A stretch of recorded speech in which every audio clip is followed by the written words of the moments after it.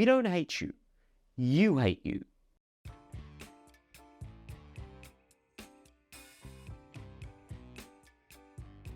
Welcome to Walk About Edinburgh with David Basson. I am your host, David Basson.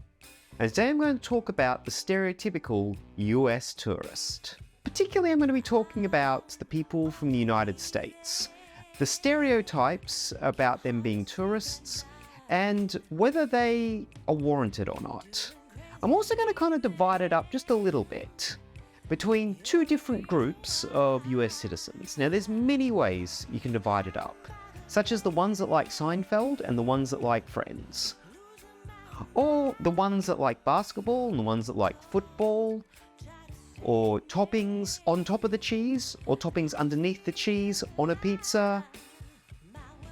But the way I'm going to divide them up is between the Northerners and the Southerners. I do find there is a distinct difference between those two. First American tourist stereotype I want to talk about is something nice, and that is that they are overly friendly. Yes, they can be very, very friendly, especially the Southerners. The Southerners have a very polite way of speaking. They use a few extra words to sort of, comfort you. The Northerners, they're also polite, but they can be a lot more direct. And quite often being more direct can make you come across as a bit ruder. But I will say that the Southerners, they kind of use a lot more words. A lot of those words are not necessary. When the Northerners, they'll cut words out or use completely different words, so you get really, really lost. It was about a year ago. I had someone from Kentucky and someone from New York on my tour. By the way, Kentucky is in the south. I looked at a map and thought Kentucky would have been in the north, but apparently it's in the south. But I asked the question to the crowd, does anyone know what the national animal of Scotland is? And the man from Kentucky said, I sure don't. He could have said nothing. But instead, he said 3 words. Or at least, he said don't rather than I sure do not. Now, when I revealed it's a unicorn, the man from New York said, deadass? Now, I did not know what deadass means, but apparently it means serious. So, deadass. Very direct, but I had no idea what direction that was. I will say though, when a Northerner insults you, you know they're insulting you, and a Southerner, it can be a little bit confusing. You see, when the Southerners speak to you sarcastically, they don't change the way they speak. I was speaking to one lady, she was from Texas, and she was talking about her church congregation. Older lady, very, very sweet. And she asked me, do I go to church? And I said, no, I don't go to church, I'm not religious. And she goes, oh, bless your heart. And I thought that was a really nice thing. It wasn't until much later on I found out she was actually saying, go yourself. That's the politest way I've ever been told to go myself. Now, the next stereotype is that they are overly patriotic. The Southerners, they tend to be a little bit more proud of their country, a little bit more proud of the country's history. Hey, this is David from the future. I'm here at Edinburgh Castle, and I had an American tell me that they kicked my ass in 1776. Now, I don't think there's anything more US than an American bragging to an Australian that they kicked my ass 250 years ago. And I've got nothing against that. You can have some pride in your country.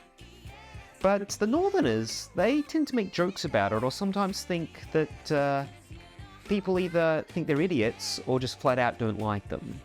Now, it was a few years ago, during the pandemic, I was doing online tours. And I had this beautiful young couple, these 2 ladies who were celebrating their anniversary. And they asked me, do you hate us because we're Americans? And I said, did I come across as hating you? And like, no, just, we know that a lot of people don't like Americans. I basically said, who told you that? And they go, well, the media. The only people I've heard bad-mouthing citizens of the US are other citizens of the US. They love bad-mouthing each other. We don't hate you. We do not hate you. At least the people who live in Edinburgh that I know. We don't hate you. You hate you. Now, another big stereotype is that they are tourist attraction orientated. Yes, they are very much so. They love the big tourist attractions, But that's for a good reason. One thing I always point out, those touristy places, they're touristy for a reason. Quite often they are good. But the difference between a citizen of the United States and a European is that for a European, 100 miles is a long distance and 100 years is a short amount of time. You see, over in the US, they don't have castles. They don't have palaces. When someone from the US comes here, and even people from Canada and from Australia, it's like, I want to see the castles. I want to see the palaces. I want to see the things that I see in movies. So that's why they're very tourist attraction oriented. They want to see that old stuff that they don't have back in their country. And finally, they are monolingual. They only speak English and they expect everyone else to speak English. So does everyone from a English-speaking country.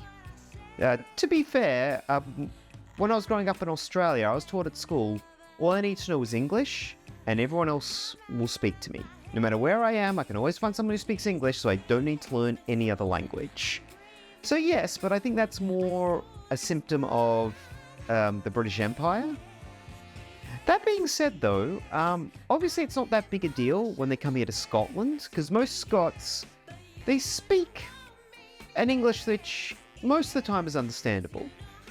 But quite often, I'll have people from all over the place, like native English speakers, who have no idea what the Scots are saying.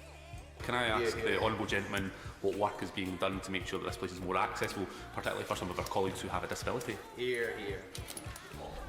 I'm sorry, it must be something to do with my antipathy and background. Could you please repeat the question, because I didn't follow it? Well, very popular today. Now, one thing I want to explain about the Scottish accent. The people who complain the most about the Scottish accents I found are Scots, because they do not understand each other. They also have a lot less vowels.